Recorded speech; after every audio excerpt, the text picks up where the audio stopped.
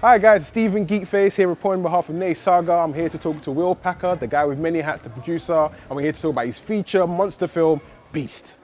Well, Will, thank you so much for letting us talk to you. Once again, I just want to say congratulations to the movie. I saw it. I was terrified. Nice. I was entertained. There we go. I can't wait for audience to see this movie. Mission accomplished. Can't wait to take my mom to go see this movie. She's going to be shouting back at the screen with this one. Is she that kind of mama? Yeah, she's going to talk to the characters? Definitely. I like her already. How did the idea of Beast come to you in your production in the first place? You know, somebody pitched it to me. There's a woman, her name is Janie Premack Sullivan. She's a creative executive, works in Hollywood. She's actually brought me a couple of ideas that I've been able to turn into movies. And she brought me the idea for this movie, and I sparked to it right away. I myself, I'm somebody that loves the genre of man versus beast and survival thrillers. So, but I had never produced one. And I've done a lot of movies, but I hadn't done anything like this. So when she pitched me the idea of the movie, I was like, that could be cool. Yeah. And then I just needed the right person. And the first and only call I made was my guy, Idris Elba.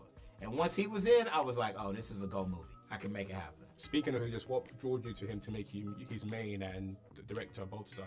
What drew you to bring those people in to make this movie? It's a good question. You know, a movie like this, you have, it's a couple different ways it can go. Because, you know, there's like the super B-movie cheesy version of this, right? And everything looks fake and, you know, you're laughing more than you're jumping, right? There is that version.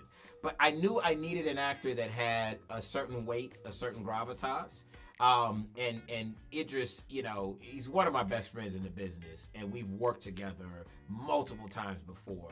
I know I'm always going to get a performance that brings some depth and humanity to the role, no matter what. Yeah. And I called him first, even before I had a director on board. Once he was into it, and we talked about how we could elevate this, we knew we needed a helmer, a visionary, who could help make this something that had all those kind of visceral elements of a survival movie, right? We want you edge of your seat. We want you entertained. We want you to spill a little bit of popcorn, right, while you're jumping, right? But also somebody who could give it some humanity. Because in my opinion, none of the other stuff matters if you don't care about the characters. And so that's something that Idris brings to it, Baltazar understood, and the way the film is shot all melds together, I think, to create a fun experience. Now, you mentioned before that obviously this is your first time doing this type of movie. What was the most challenging aspect of making this feature? It's probably two things. One was creating the lion, because the lion is full CGI.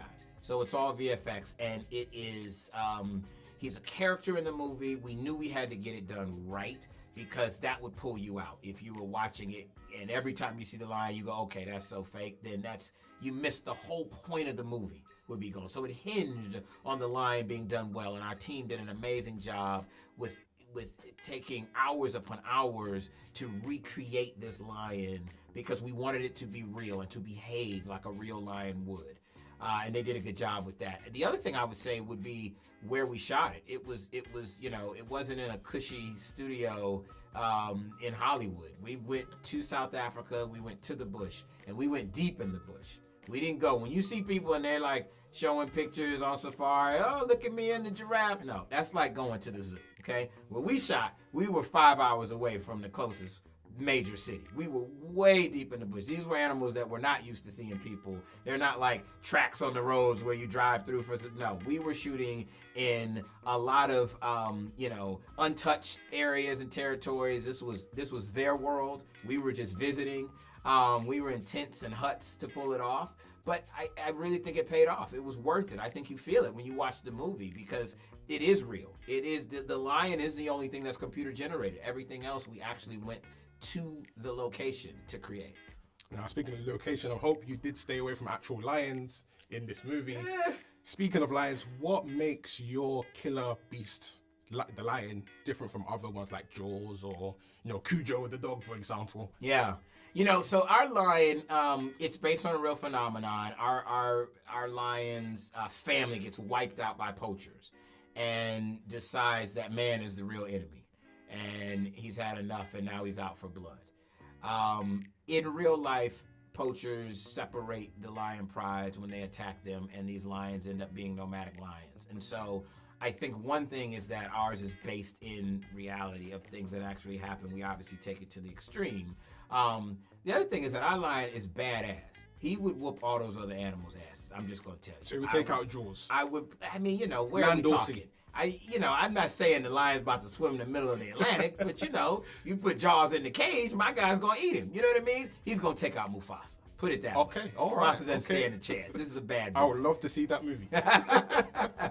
Thank you once again. Thank you much. Absolutely. Well done, brother. Thank you. Good to meet you.